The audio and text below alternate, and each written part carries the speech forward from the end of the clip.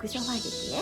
雑菌が繁殖しやすくなるんです。もう思い切って捨てちゃった方がいい。今日はですね、私が1ヶ月ちょっと前に出した動画でクッションファンデはやめてくださいっていう動画出したんですよね。結構反響が大きくって、未だにね、コメントとか質問とかが結構多くいただくんですね。コメントにもお答えしつつ、話足りなかったことも補足しつつお話ししたいと思います。まずおさらいですけれども、クッションファンデ、なんでそれがやめた方がいいですよって言ったのかっていうことですね。お肌が丈夫ですごく綺麗に使えてる人は使いくださって大丈夫なんですよ。ただ顔の上にねシグナルが現れた場合、なんか最近肌荒れする、なんかニキビ増えたんじゃないとか思う方がいたら、その原因はもしかしたらクッションファンデが原因なんじゃないかっていう、そういうことです。なぜかっていうことですね。クッションファンデの構造にあります。クッションファンデってね、コンパクトの中に水分量の高いベチャベチャってした感じのね、リキッドファンデの緩いタイプのものが慕ってるスポンジとパフが入っていて、パフは顔につける、スポンジにつける、顔につける、スポンジにつける、この顔とスポンジの間を往復しますよね。往復するのは他のねパウダーファンデーションとかでも一緒なんだと思うんですけれども、リキッドファンデーションって先ほども言いましたけれども、水分量がとても多いんです。油分も多いけど水分量も多い。水分量が多いってことはどういうことかっていうと、雑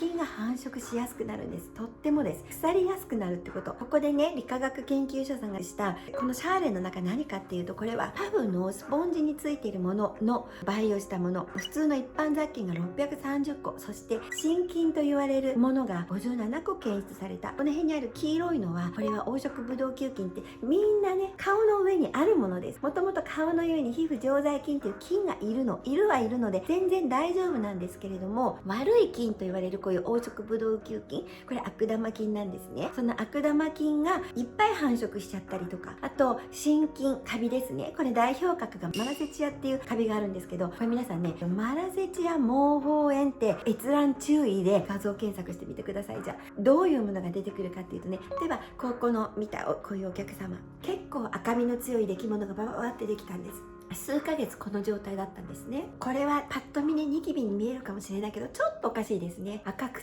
て他は全然なんともないのに、なんかそこだけが毛穴にばい菌が入ったみたいな感じですよね。これがですね、ニキビなようでニキビじゃないみたいですね。毛包炎って言って、その毛穴の中にばい菌が入るタイプですよね。このお客様抗真菌剤を使って今は全然綺麗に治ってます。これが悪化するとどうなるか。悪化すると、じゃあこちらの症例の方みたいに首にまでバーッとできてますよね。この方ニキビもあります。ニキビとマラセチアがね混ざってるので、ものすごく厄介です。どちらを先に治すかっていうね、こちらのお手入れをやったとしても一方が残るから治るのにすごく時間がかかります。こういう風に悪化させてね、首の方まで出たり、あと胸に出たり背中に出たり、マラセチアってそういうもう高温多湿のところに出たりします。ですごい治るのに厄介だけれども、これがマラセチアだと分かれば抗真菌剤を出してもらって手当てすることができますね。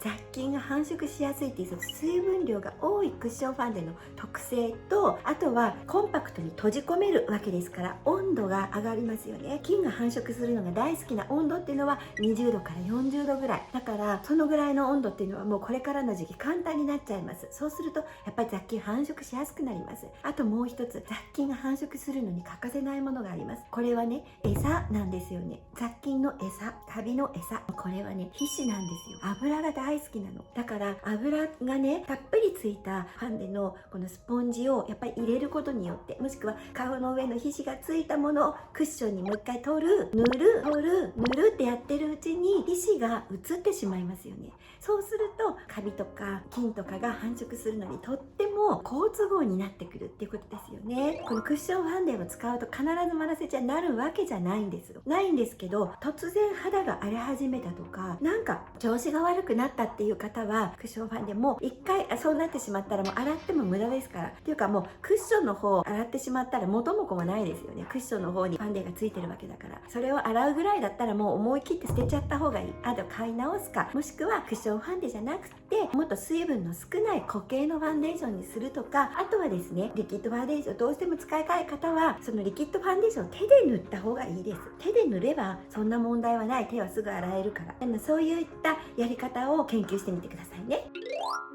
後にちょっとお答えしていこうかなと思うのは、結構コメントでもいらっしゃった。最近肌が荒れてた、なんかおかしい、なんか最近荒れてるなって思ってましたとかね。この話を聞くと疑問に思うのは、パウダーファンデやフェイスパウダーも同じですよね。途中足りなくてパフやブラシを本体につけてしまうのでって書いてあります。ご質問。でも大きく違うのは、パウダー入りファンデーションとかフェイスパウダー、これには水分が入ってないんです。油分は入ってますよ。特にパウダーファンデーションには油分がたっぷり入ってます。入ってるけれども、油分だけでは繁殖しやすくはないんですね。水分が問題なんです。クッションファンデの中の水分、これがね、だからそんなに心配することはないと思いますよ。フェイスパウダーとかのブラシとかパフをちゃんと洗ってくださいね。洗いさえすれば大丈夫です。あとは1回使って気に入らなかったんで、思わず放置してたらめちゃくちゃ臭くなったんで捨てました。腐りやすいので消費をお早めにって書いてくださってる方もいらっしゃいます。確かに臭くなるのはね、これ水分ですよね。水分ってやっぱ腐るじゃないですか、お水って。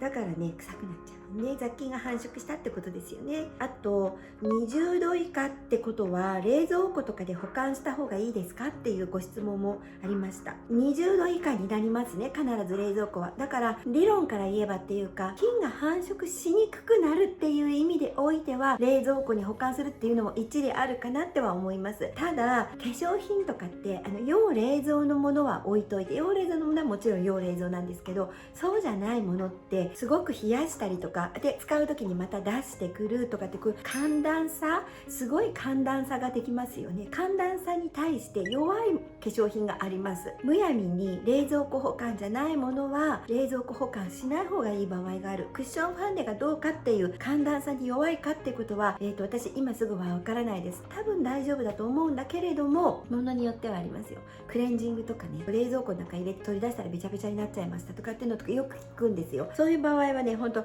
冷蔵庫に入れればいいってもんじゃないっていうものがあったりする。だからその辺気をつけてくださいね。確かにクッションやめてリキッドに戻したら肌荒れが治ったっていう人もいますね。この方もそうですね。すごい肌なじみが良かったので残念ですが、半月前にこちらの動画を見てクッションファンデやめてから肌荒れ治ってきましたっていう方がいらっしゃいます。結構多い。クッションファンデやめて肌荒れが治ったっていう方、ニキビができる年頃じゃないんですがって、私たちの年ですよね。ニキビができる年頃ではないんですけど、むやみに肌荒れを引き起こすかもしれないものを使わなくても他に方法がありますよっていうね。リキッドファンデーション使いたいんであれば、私たちはリキッドファンデーションっていうのはあんまり使いませんけど、でもどうしても使いたい方はさ、それで手で伸ばせばいい話ですし、それに例えばスポンジでプンプンプンって飛ばす、スポンジだったらすぐ洗えるからね、それでいいですよね。ほんと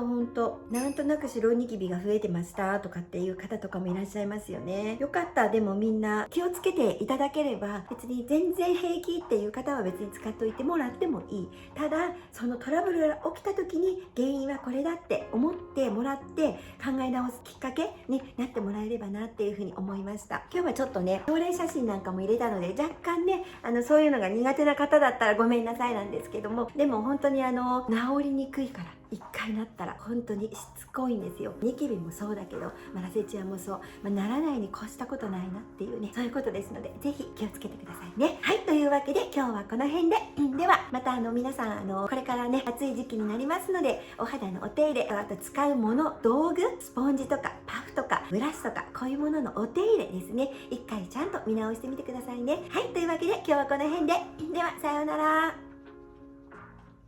ご視聴いただきありがとうございます。いいなと思ってくださった方はグッドボタンをお願いします。最新の動画をご覧になりたい方はチャンネル登録をして隣のベルマークを押すと新しい動画を見逃しません。それでは次回の動画でお会いしましょう。ありがとうございました。